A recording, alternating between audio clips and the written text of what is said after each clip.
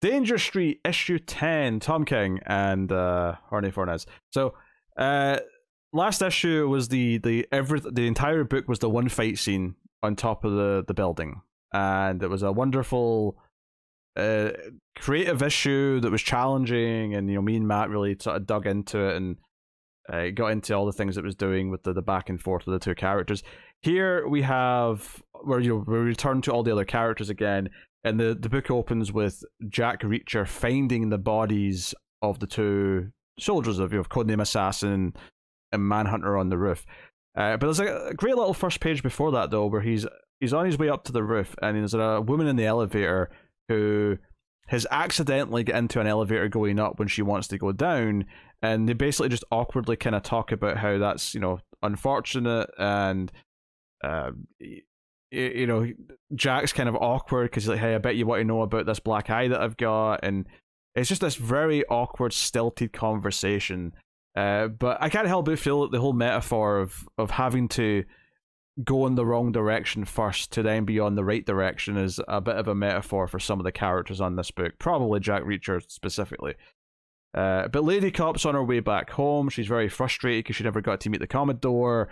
She is going back home to try and deal with the fact that, the kids and Starman and Warlord did that prison break. It was a whole thing. So all that's going on, and she's got the Helmet of Fate. And the way this issue all kind of builds up is that by the end of the issue, we realize that every single character needs that helmet for one thing or another. Basically, all for various different things, but the kids and Warlord want it because they need it to resurrect their fallen, comrade, the kid who died in issue 1. There's a great conversation here, actually, between Warlord and Non-Fat, the one who's always eaten, about the Justice League, where basically he brings up needing the Justice League, and the kid says, wait, aren't you the Justice League? And he's like, no, I'm not. And he starts talking about how, we wanted to do this thing and we fled our homes. Then we were part of a team and we fled that. And then when we tried to do this thing to prove that we were better than we were by, trying to fight Darkseid, but that ended up getting the kid killed, they ran away from that too. They keep running away, so we're definitely not Justice League. So it's a very kind of sobering conversation where Warlord's very frank about how he feels about himself. And then Non-Fat's like, well, maybe you're not Justice League, but, I'm still standing here despite everything that's going on. Maybe I'm Justice League. And he's like, I don't disagree. Basically, it was a really interesting conversation there. It felt like a really just analysis of what makes a hero, and maybe kind of the repeated things that Warlord and Starman and co kind of had been doing, and how they feel about it now, and all the sense of regrets. Because it ties in neatly to a conversation. I'm just going to skip ahead here to a later scene where Warlord goes to speak to Starman, and Starman's in the bed. He's still injured from before.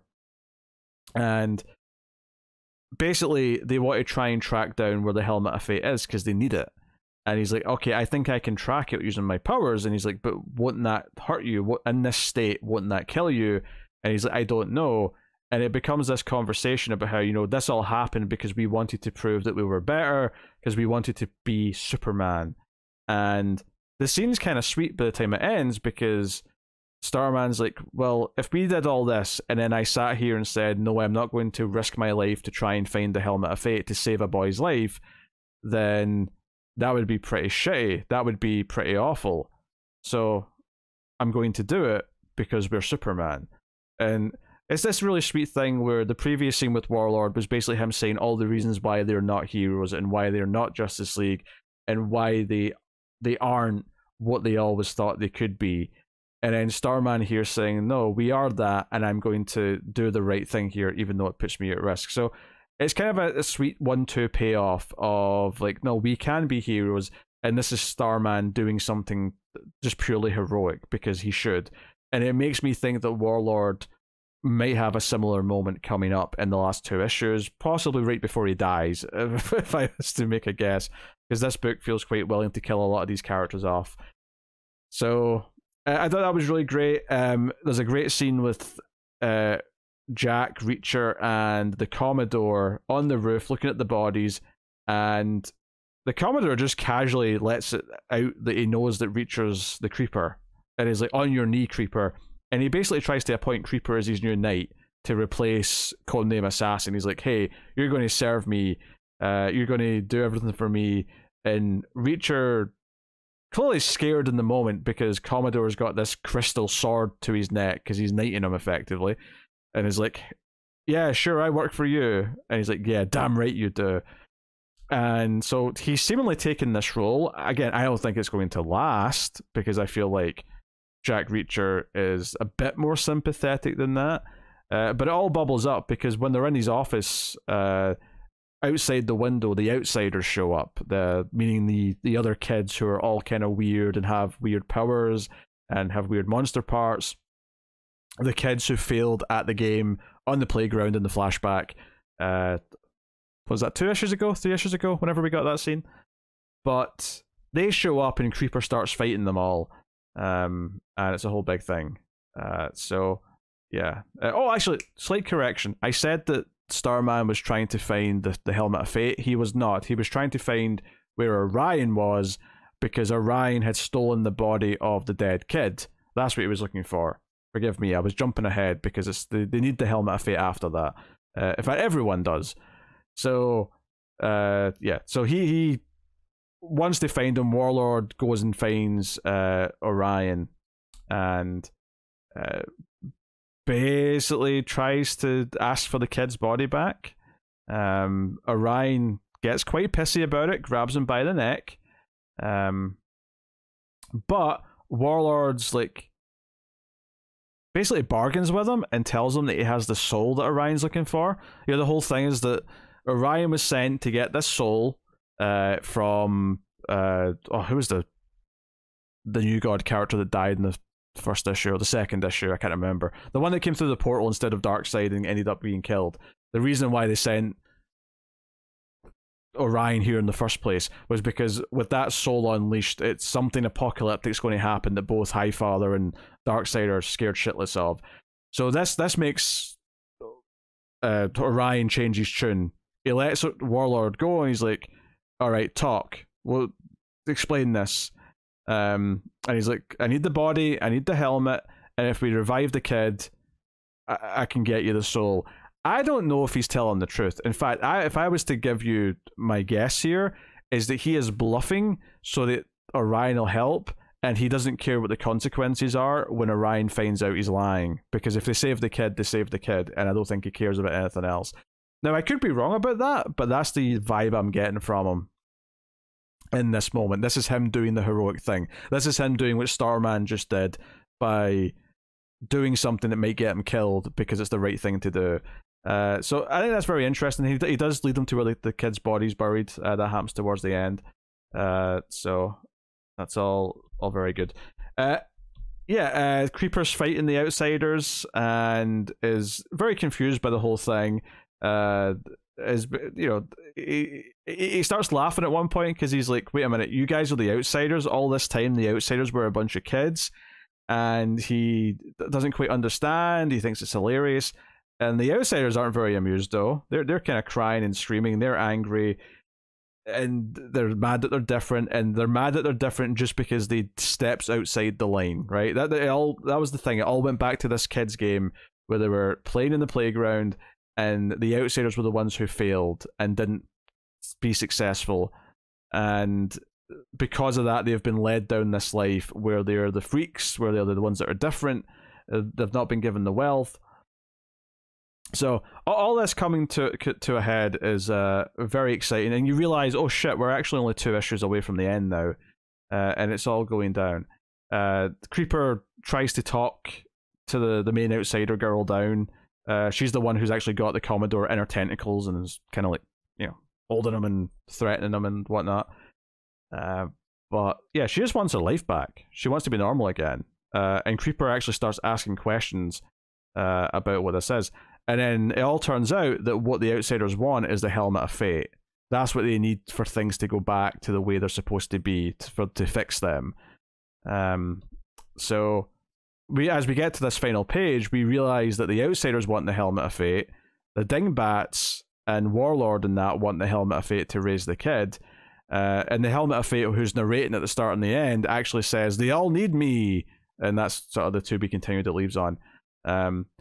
But yeah, it looks like the Outsider girl is hugging Creeper on that last page. It's hard to read. Like, maybe they're implying that she's squeezing him in a painful way, but it looks like they're hugging. Like, maybe he is actually listening to her, and it's progressing. And I'm not actually sure, but the Commodore might be dead. I don't know if maybe she just dropped him, but he's lying on the floor at the end of the book, so that could really go either way. It's right underneath a panel, though, of the dead kid from under the rock. The one that Orion's, digging up for Warlord. So I'm very curious to see like what they do with Commodore in these last couple issues, if they do anything with him, really. But it is worth mentioning, though, Darkseid seems a little bit happier about the way things are going, even though, because like Highfather's like passing out and like crying to like the heavens that the apocalypse is coming, and Darkseid seems to be a bit more in favor of it now. He's got a bit of a smirk on his face. Also, Orion, I should point out, is wearing a t-shirt that says Darkseid is on it. So that's a thing that's happening. Which is funny, given that he's actually been raised by Highfather. Feels like a weird, like, blood sticker and water kind of thing for him to be wearing a Darkseid t-shirt. But hey, it is a Tom King book. He's referencing his own shit at this point, so that's okay. So yeah. The book, apart from showing that everyone wants this helmet, which Lady Cop has, might we add, she mentions she's going to go look for the Dingbats at the end. She's on the phone to another cop or whatever and says she's going to go find them. Yeah, honestly, I feel like my thoughts here were very scattershot, and that's because the book is jumping around a lot of characters again. It's jumping between the different scenes. We got Lady Cop on her way home. She's got a quick scene in the plane that I didn't even mention because it just was breaking the flow of everything else I was talking about. But I thought all the stuff with Starman and Warlord being reflective about who they were, first between Warlord and the kids, and then Warlord and Starman, I thought that was really good stuff about them kind of feeling regret about who they are and what they've done, and maybe they can have some form of redemption before they go out. I really enjoyed that moment in those scenes. I'm liking the tease of like Orion being involved again and how Darkseid feels about that, and this idea that Creeper might just have immediately betrayed the Commodore once he finds out who the Outsiders actually are. Because before the Outsiders show up, Jack Reacher's like, hey, we should put this on the news tonight and talk about how the Outsiders are coming and they're here and they're more dangerous than ever. They've killed your bodyguard, kind of thing. And Commodore's like, nah, we don't have to talk about it. It's fine. In fact, the Commodore the entire time is just concerned that his arm that was made out of diamond, which Codename Assassin took and turned it into a sword made out of diamond. Now he's just mad that he wants it back into an arm, and he's wondering if there's anyone he can pay to turn it back into an arm. And I'm not sure that's how diamonds work. I mean, maybe in a world where there's magic and shit, maybe you can do it. I don't think you can do it in a real world sense. But hey, what do I know? I'm no expert. So no, I mean, the book, it feels like it's crescendoing. I think that's the big thing that I got out of this, is that everything's kind of coming together, and it feels like for the first time you can see how a lot of these plot threads are going to be coming together. Like, honestly, everything with the Green Team has never felt like it connects in any way to the stuff with the Dingbats and Warlord and Starman. All that stuff has felt like, at the very least, everything's been kind of split into two. And it's really only the Helmet of Fate and Lady Cop in the last couple of issues going to visit the Commodore that's even loosely connected them for the most part. They've felt very, very separate. But finally, all these things coming together and allegiances maybe starting to form, and if not alliances, certainly a willingness to work together for some kind of like common goal. It really does feel like after a lot of like separation, everything's starting to click together. And obviously the art is there. It's phenomenal. This is probably the most expressive we've ever seen Creeper be in the book. The way he's smiling and laughing as he's talking to the Outsiders is really well done. There's a lot of expression there that's really good. elsewhere, like I said, some of the conversations that are happening in the book are very, they're very nuanced conversations about regret. They're very nuanced conversations about like who we are, and I think the art does a great job of, showing Starman not just looking sad, but looking like he's really thinking about something, like he's making a choice. Like I think all that stuff is really well done, and some of the biggest strength in the art in this book has been just how good the performances of the characters are via the art. Jack Reacher's face when the Commodore calls him Creeper, and he's like, "Excuse me," and he tries to deny it for a bit, but it's all kind of moot at that point. I mean, it's obviously this one doesn't have the big gimmick as last issue, because last issue had that thing where every single page was split down the middle, and one side was one character, the other side was the other character, and they were fighting the whole issue. So it had this gimmick you were sort of following throughout the whole thing. This doesn't have that, and that's perfectly fine. It's a normal issue, and the other issues have all been great with how they've flowed, and this issue is no exception to that. So yeah, it's just this really good stuff. It's a really exciting read. It was the thing I was looking forward to most this week, and now that we're getting up near the end, and I don't think any of these 12-issue books that King's done, barring the Batman Catwoman one, which is kind of an outlier because it was different even in its conception, have fallen flat with the ending. So it's really exciting seeing where this is going and what the ultimate point is going to be. So I'm looking forward to having Matt back for the last 2 issues, just so we can have like a proper discussion on it, because they always lead to really good discussions. So yeah, exciting stuff. It's a pretty straightforward 9 out of 10 for this for me.